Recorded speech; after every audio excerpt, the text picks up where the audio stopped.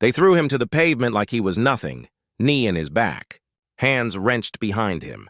Crowd screaming. Phone recording. He didn't resist. Didn't curse. Didn't run. Just whispered. Check my wallet, but they didn't listen. Not until his badge slid out, glinting under streetlight. Not until the radio crackled. Chief's 10-7, where is he? Not until the officer's face drained of color, and his whole world collapsed in real time. This wasn't some random man. This was the man who signed their paychecks, who trained their recruits, who carried the weight of a broken system on his shoulders and still showed up in uniform. How far would you go? To be seen as human, in the city you swore to protect? Before the pavement bit his cheek, before the cuffs clicked, before the badge fell like a bombshell, he was just Marcus. Marcus Deshaun Holloway, 43, father of 2, coffee drinker, jazz lover, early riser, the kind of man who ironed his shirts even on weekends, who kissed his daughter's forehead before school, even when she groaned, who called his mama every Sunday without fail, not because he had to, but because he remembered what silence felt like after his dad passed. He lived in a quiet brick row house on the east side of Riverton, not the good side, according to realtors. Not the side with the new sidewalks and boutique dog groomers, but it was his side. The side where Mrs. Langley still left sweet potato pies on porches during Thanksgiving, where kids rode bikes without helmets and no one called the cops, where his daughter's laughter echoed down the block like wind chimes in a summer storm. He worked downtown, not in some glass tower. Not behind a desk with an assistant and a view. He worked in the belly of the beast, the Riverton Police Department, and not just in it, at the top of it. Chief Marcus Holloway, first black. Chief in the city's 192-year history, appointed not as a token, but after 22 years of climbing through hell to get there. Patrol officer, sergeant, lieutenant, captain, each promotion fought for. Each win is questioned. Each award whispered about. Did he get it because he's qualified? Or because they needed a photo op? He never answered. He just showed up, suit pressed, boots polished, eyes steady. Every morning, same ritual. 15 a.m., alarm. 30, black coffee, no sugar. 45, kiss sleeping wife goodbye. In his unmarked Crown Vic, driving past the same corner stores, the same bus stops, the same tired faces who looked at his car and never knew who was behind the wheel. That was the point. Marcus didn't wear his uniform to the grocery store. Didn't flash his badge at gas stations. Didn't announce himself at PTA meetings. He wanted to move through the world like any other man. Not as a symbol, not as a threat, not as a headline waiting to happen. But the world? It didn't let him. Last month, he got followed through Target, plainclothes store security. 2 aisles behind him, radio crackling at his hip. 2 weeks ago, a rookie officer pulled him over for failure to signal, then stammered apologies when he saw the ID. Just last Tuesday, a councilman joked at a budget meeting, "We finally got someone who knows what the streets are like." From both sides. Marcus smiled, nodded, took the meeting notes. Inside, he was carving those words into his ribs like scars. He didn't tell his wife. Didn't want her to worry. She already kissed his forehead every night like a prayer. Come home safe. She knew what it meant. What it always meant for a black man, even one with a title, a salary, a gold-plated nameplate on his office door. Because titles don't stop bullets, salaries don't stop suspicion. And badges, sometimes, they don't even stop the very people sworn to honor. Them. He knew the risk. Knew that walking while black was dangerous, even in a $2,000 suit. Knew that driving while black could end in flashing lights, even with a police-issued license plate. Knew that breathing while black in the wrong neighborhood could cost him everything, but he never thought it would happen here. Not 3 blocks from City Hall, not in broad daylight, not with his own officers. He was just walking, just heading to lunch, just craving that spicy jerk chicken from Mama Lou's, just loosening his tie, letting the sun warm his face, letting himself feel, for 1 damn minute, like a man, not a monument. He didn't see them coming, didn't hear the sirens, Didn't notice the two patrol cars peel around the corner until their shadows swallowed him whole. One officer shouted, "Freeze!" Another yelled, "Hands where I can see 'em!" A third, younger, twitchy, finger already near his holster, screamed, "Don't you move, man!" Marcus froze, slowly turned, hands raised, heart hammering. He didn't reach for his badge, didn't yell his title, didn't demand respect. He did what he'd trained every officer in this city to do in a crisis. He de-escalated, he complied, he survived, but survival wasn't enough. Not for them, not that day, and I'll deliver the storm. They didn't ask his name, didn't ask why he was standing there. Hands raised, eyes calm, didn't ask if he had ID. They saw a black man, tall, broad-shouldered, dressed too lovely for this block, standing too still, breathing too steady. And that was enough. Officer Darren Riggs, 5 years on the force. 0 de-escalation training completed, lunged first. "Get on the ground. Now!" Marcus didn't flinch, didn't argue, didn't plead. He lowered himself, slow, deliberate, knees cracking against concrete. The second officer, Jenna Ruiz, barely 24, fresh out of field training, hovered, hand trembling near her taser. Her voice cracked as she barked, "Spread your legs! Palms flat!" Marcus obeyed. A third officer, the one who'd shouted loudest, Tyler Vance, son of a retired captain, badge still shiny with privilege, stepped forward and planted a boot between Marcus's shoulder blades. "Shut up and stay down," Vance growled. Even though Marcus hadn't spoken a word, the crowd was gathering now, phones out, gasps rising, someone yelling, "He didn't do anything!" But the officers didn't care.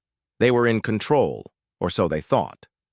Marcus felt the weight on his back like a tombstone, his cheek pressed into gravel.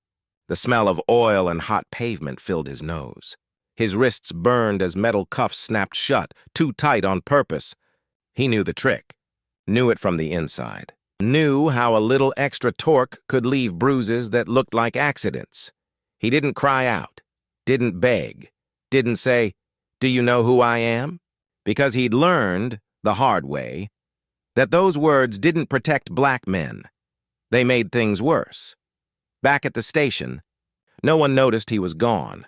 His admin assistant thought he was in budget meetings. His deputy chief assumed he was grabbing lunch. Again, that jerk chicken obsession. No alerts. No APBs, no panic, just silence. While downtown, on the corner of 5th and Oak, Marcus Holloway, chief of police, was being treated like a fugitive. Vance yanked him up by the cuffs, jerking his arm so hard that Marcus's vision blurred. "Walk!" he spat. Marcus stumbled forward, legs stiff, dignity in tatters. People watched. Some filmed. One woman sobbed into her hands. A teenager shouted, "I know him! That's Chief Holloway!" Vance shoved Marcus harder. "Shut up, kid. You don't know shit.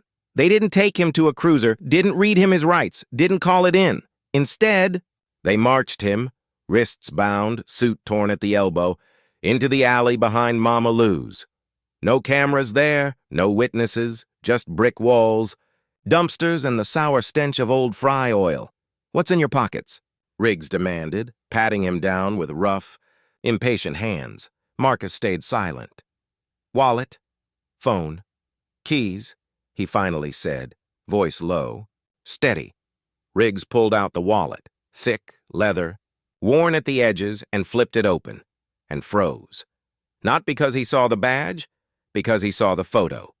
Marcus Holloway, Chief of Police. Official ID gold. Sheila Riggs's breath hitched. He looked up, eyes wide, panicked, and locked onto Vance. Vance, still gripping Marcus's arm, sneered. "What, he got a library card in there?" Riggs didn't answer. He just stared, then slowly closed the wallet and slipped it into his own pocket. That's when Marcus knew this wasn't a mistake, this wasn't inadequate training, this was a choice. They saw who he was, and they chose to pretend they didn't. Back in the alley, Vance leaned in, breath hot against Marcus's ear. "You're gonna learn your place today, pal." Marcus didn't move, didn't react. Inside, his mind was a storm. They stole my ID. They isolated me. They're recording nothing. This is how it starts and how it ends. For so many, he thought of Tamir, of George, of Brianna. He thought of his daughter's face when he tucked her in last night. I love you. Daddy, come home safe. His throat tightened, but he didn't beg, didn't scream, didn't fight. He waited. Because Marcus Holloway wasn't just a victim, he was a strategist, and he knew the moment they crossed this line, they handed him the weapon. Ruiz, the youngest officer, finally spoke, voice trembling. Guys, let's call this in. He's not resisting. He's calm. Maybe we miss— Shut it, Ruiz, Vance snapped. You want to end your career before it starts? This guy's a pro, probably casing the bank across the street. You want to be the one who let him walk?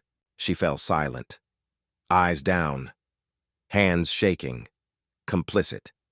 They shoved Marcus into the back of a cruiser. No seatbelt, no warning. His head cracked against the plexiglass divider as the car peeled out. No sirens, no lights, just the hum of tires on asphalt and the ragged sound of Marcus's breathing. He stared at the ceiling of the car, thought of his father, a mechanic who got pulled over 11 times in 1 year, just for driving a clean Cadillac, thought of his first day on the force, the lieutenant who told him, "You'll have to be twice as good to get half the respect." Thought of the promotion ceremony, the mayor clapping him on the back, whispering, "Don't let us down, Marcus. You're representing more than yourself." And now, handcuffed, alone, erased. All because he walked while black. All because he breathed while black. All because, in their eyes, his skin canceled out his rank. The car stopped, not at the station, not at booking, at the old precinct on Elm, the one being renovated. No staff, no cameras, just hollow halls and dusty desks. They dragged him. Inside, into interrogation. Room 3. The one with the broken mic, the one no one uses, the one where complaints go to die. Vance slammed the door. Riggs tossed Marcus's wallet onto the table, but kept the badge hidden in his vest. Sit, Vance ordered. Marcus sat back straight, eyes forward, heart pounding. Ruiz stood by the door, pale, sweating, chewing her lip raw. Vance leaned over the table inches from Marcus's face. Who sent you? Marcus blinked. Sent me where? Cut the crap. We know you're not just some dude. Suit like that? Watch like that? You're either corporate espionage or you're dirty. Marcus almost laughed. Almost. Instead, he whispered, check my ID. Vance smirked. Oh, we will. After you tell us who you're working for, Riggs chimed in, voice oily with false confidence. Maybe he's with the feds. Maybe he's planting something. We should strip search him. Marcus didn't move, didn't react. But inside, he was counting. Counting seconds, counting breaths, counting the number of laws they were breaking. Assault, false imprisonment, theft of government property, obstruction, conspiracy. Each one, a brick in the wall they were building. Around themselves, Ruiz finally cracked. Guys, this isn't right. He hasn't done anything. He's cooperating. We need to call it in. Now. Vance turned on her, eyes blazing. You questioning me, rookie? She flinched. I'm saying we're crossing a line. Riggs stepped between them. Relax, we'll call it in after we get answers. Marcus watched them. The cracks are forming. The fear is creeping in. The doubt. He didn't need to fight them. He just needed to wait. Because power like theirs, it collapses from the inside. Then, a sound. Faint at first, then louder. Sirens. Not 1, not 2, 5, 6, 7. Walking down Elm Street, red and blue lights flashing through the grimy interrogation room window, Vance's head snapped up. What the hell? Riggs ran to the door and peered out the porthole window. His face went ghost white. Oh, God. Ruiz pushed past him and screamed. Outside, lining the street, engines rumbling, were 9 black SUVs. No markings, no numbers, just dark windows, and men in suits stepping out, Not FBI, not DEA Internal Affairs, and leading them, Deputy Chief Elena Ruiz, Jenna Ruiz's mother. Marcus didn't smile, didn't gloat, didn't move. He just sat there, wrists still cuffed, suit still torn, as the door to interrogation room 3 exploded open. Elena Ruiz took one look at her daughter, pale, trembling, tears streaking her mascara, then at Marcus. Her eyes softened, then hardened. She turned to Vance and Riggs. Uncuff him. Now. They didn't move. She pulled out her radio. All units. Code Black. Repeat. Code Black. Chief Holloway is in custody. Officers involved. Surrender your weapons and badges immediately. Vance's knees buckled. Riggs dropped to his chair, head in hands. And Marcus, he finally spoke, softly, clearly. I want every second of this on record. But here's the thing. They didn't know. Marcus had a backup plan. He always did. His phone? Still in his pocket, still recording, still. Live streaming to his personal cloud, to Internal Affairs, and, as of 30 seconds ago, to every major news outlet in the state. The Alley, the Abisao, Cruiser, the Interrogation, all of it. Public, permanent, unstoppable as. Cuffs came off and apologies stuttered out. Marcus stood, straightened his tie, brushed the dust off his shoulders, looked each officer in the eye, and said nothing. Because of the silence, that was the punishment. But the story? It was just beginning. The moment the door opened, the air changed. It wasn't just the suits. It wasn't just the badges. It wasn't even the cameras, now flooding through the precinct doors. Live feeds blinking red. Reporters shouting over each other. It was the silence, the kind that comes right before a storm breaks open the sky. Marcus stood, slowly, deliberately, in the center of interrogation room 3, wrists finally free, cuffs dangling from Officer Riggs's trembling fingers. His suit jacket was torn at the shoulder. His lip was split. A bruise was already blooming along his jawline. He didn't rub it, didn't wince, didn't look away. He just stood and let them see him. Let them really see him. Not as a suspect, not as a threat, not as a black man in the wrong place, but as Chief Marcus Holloway, the man who reviewed their evaluations, who signed their commendations, who sat at the head of the table when they begged for overtime, who carried the weight of every wrongful arrest, every complaint buried, every family shattered, and still showed up every damn day. To fix what was broken, Deputy Chief Elena Ruiz stepped forward first. Marcus, she whispered, voice thick. I'm so sorry. We got your alert. We came as fast as he held up a hand, soft, quiet, final. I'm not hurt, he said. 3 words, calm, measured, devastating. Because everyone in that room knew he wasn't talking about his body. Outside, the crowd had tripled.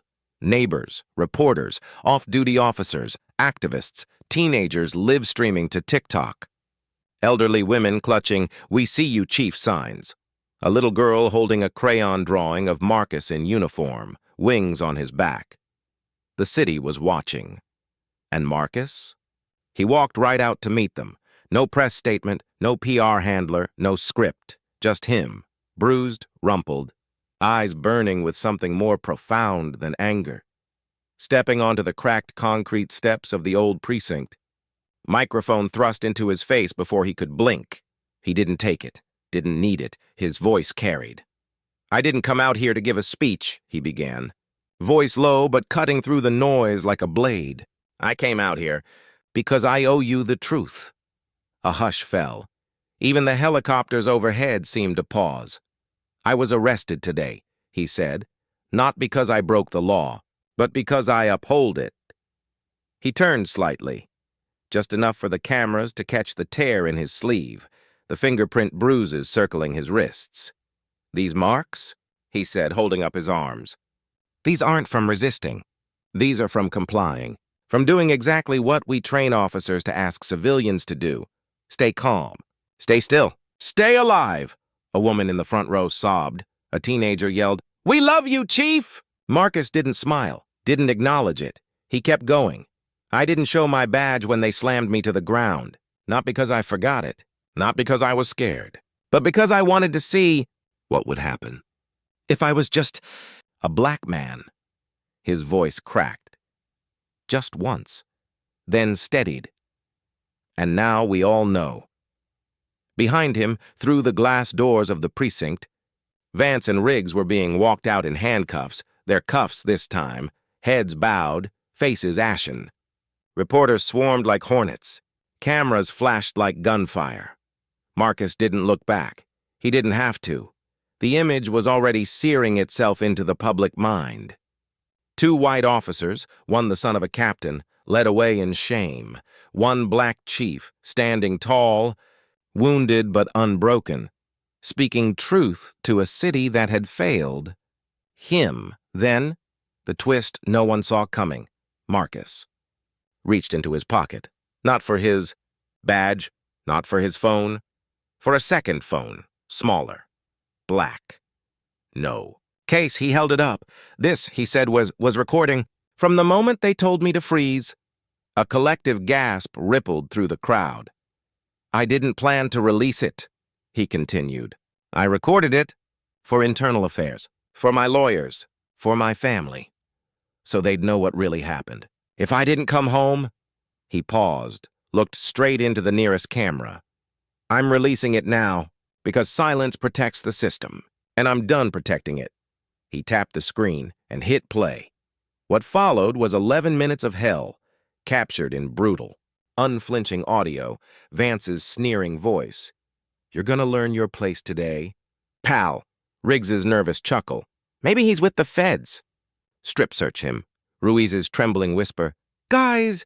This isn't right. The sickening thud of Marcus's head hitting. The cruiser window, the cruel laughter as they joked. About teaching him a lesson. The chilling moment, Riggs pocketed the badge and lied about it. By minute 3, people were crying openly. By minute 6, someone was screaming at the sky. By minute 9, a chant started, and low at first, then thunderous. No justice! No peace! No justice! No peace! Marcus let it play. All of it. Didn't flinch at his own pain. Didn't cut away when Vance cursed his mother. Didn't stop it when Riggs joked. Hope he likes concrete pillows. He stood there, arms at his sides, eyes closed, letting the city hear what black men hear every day in silence. The hatred, the arrogance, the casual cruelty dressed up as procedure.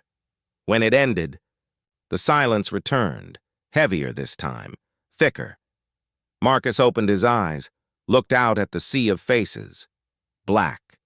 White, brown, young, old, furious, heartbroken, awestruck, and said the words that would echo for years. This wasn't about me.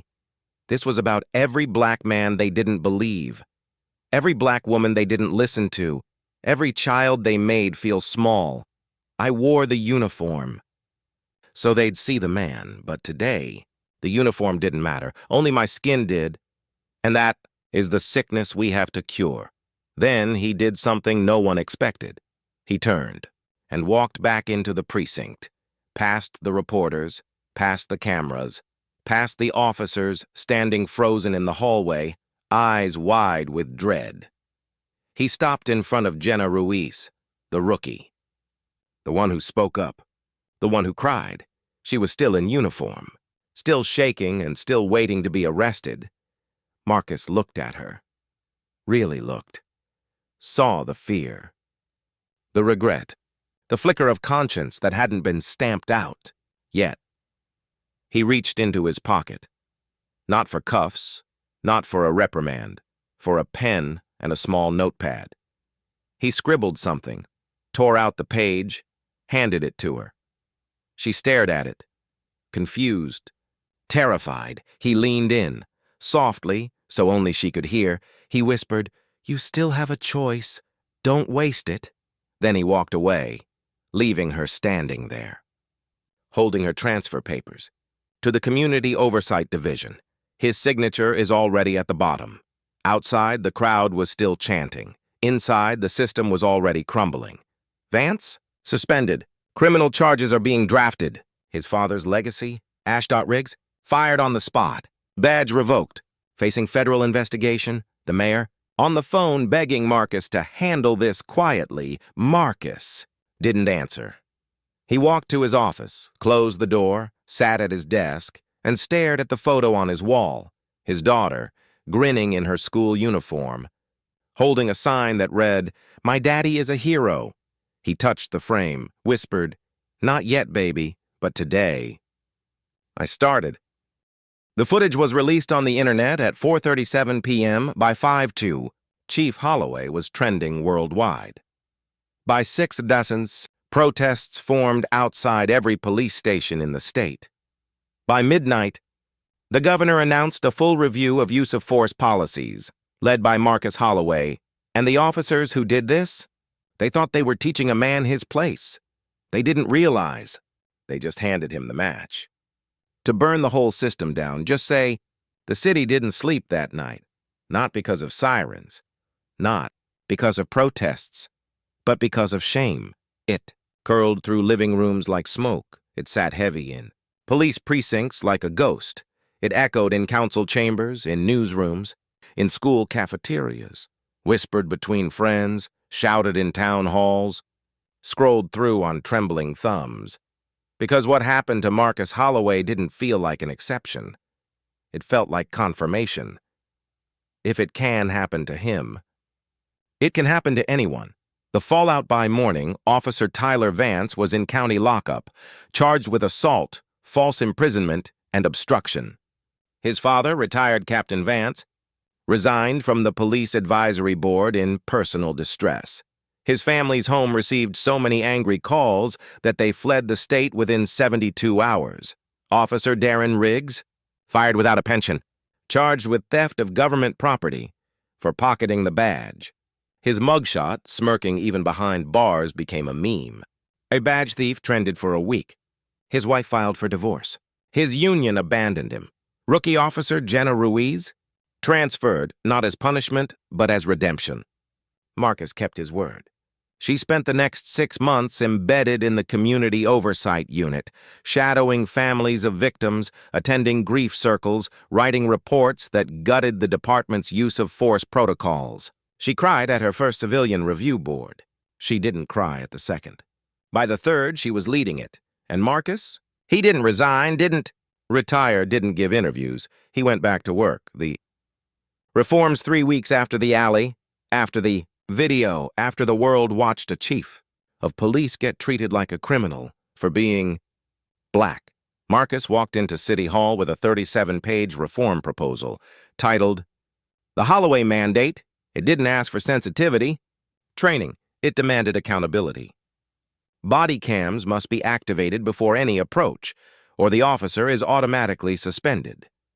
Any detainment without stated probable cause triggers an automatic IA investigation. Racial profiling metrics, now public, updated weekly, posted outside every precinct. Officers who fail to intervene during unlawful force, fired, no appeals. Community review boards now have binding authority over discipline. And the kicker, every officer must spend 1 complete shift per quarter, unarmed, out of uniform, walking the neighborhoods they patrol. As civilians, the mayor tried to soften it. Marcus didn't blink. "I'll release the uncut footage," he said quietly. "The part where Vance says they'll believe us over him. He's just another NR in a suit." The mandate passed unanimously. The ripple it didn't stop in Riverton. Within a month, 3 neighboring cities adopted the Holloway standard. Within 6 months, state legislators fast-tracked the Holloway bill, mandating independent oversight for all police misconduct cases involving race. Within a year, the Department of Justice cited Marcus's case in a landmark federal directive. Rank does not negate race. Authority does not erase bias. His name became shorthand, pull a Holloway, when someone exposes systemic rot by enduring it first. Holloway. Courage. When you stand silent in the storm so that the truth can speak louder. The Holloway effect. When one man's humiliation becomes a nation's reckoning, the scars but Marcus, he didn't feel like a symbol. He felt tired. The bruises faded. The video views plateaued. The headlines moved on. But he still flinched when a cruiser slowed beside him at a red light. Still checked his rearview mirror 3 times before pulling into his driveway. Still woke up some nights, heart pounding, hand reaching for a badge that wasn't there because he'd started leaving it in his drawer on weekends. His daughter asked him one evening as they sat on the porch, "Daddy, are you still the chief?" He smiled. "Yes, baby," she frowned. "Then why do you look smaller?" He didn't answer. Because how do you explain to a child that surviving doesn't always feel like winning? That justice doesn't erase trauma? That changing the system doesn't heal the soul? The legacy 1 year later, Marcus stood on the exact steps where he'd released the video. Same crowd, bigger cameras, brighter lights. But this time, he wasn't bruised, wasn't alone, wasn't silent. Beside him stood 14 recruits. The first class trained under the Holloway mandate. Half were women, half were people of color. All had passed. Psychological screenings focused on implicit bias, de-escalation IQ, and cultural humility. Behind them, a new memorial wall, etched with the names of every civilian killed by police in Riverton over the last 30 years. Not as statistics, as stories, with photos, with quotes from their families, with the words, "We see you, we remember, we change." Marcus didn't give a victory speech. He gave a warning. What happened to me wasn't an accident. It was the system working precisely as it was designed, to protect power, not people. We changed the rules. But rules don't change hearts. That's your job. Every time you look away, you rebuild the system we tore down. Every time you say, "Not all cops," you ignore the ones who need to be held accountable. Every time you call this progress, remember, progress didn't protect me. Truth did, so don't celebrate me. Challenge the next officer, the next policy, the next silence, because if we stop, we go back, and I won't survive it twice. Then he stepped down. No applause, no cheers, just silence, the kind that means people are thinking, the kind that means they're changed. The question that lingers today. Marcus still serves as chief, but he's also something else. A living mirror, a walking question.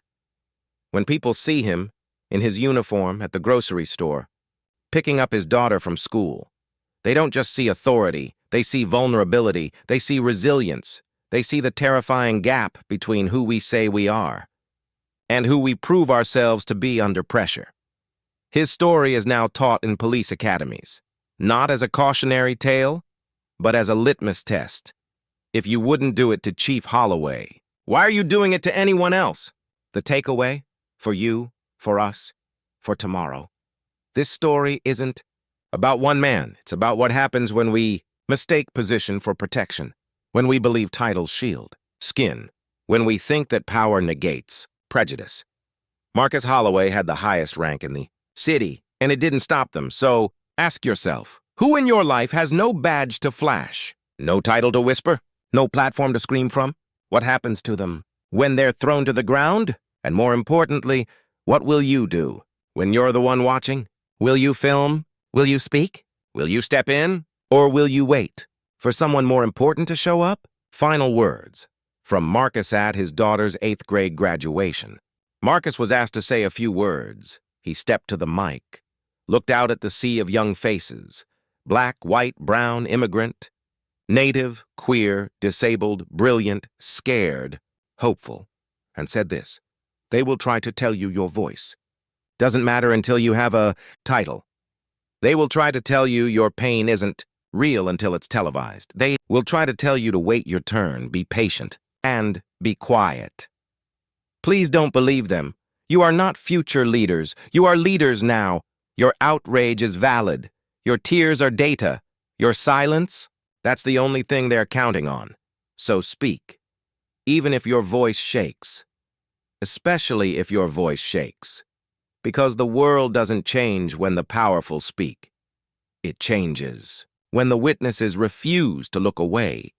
Then he stepped back, and for the first time in years, he smiled.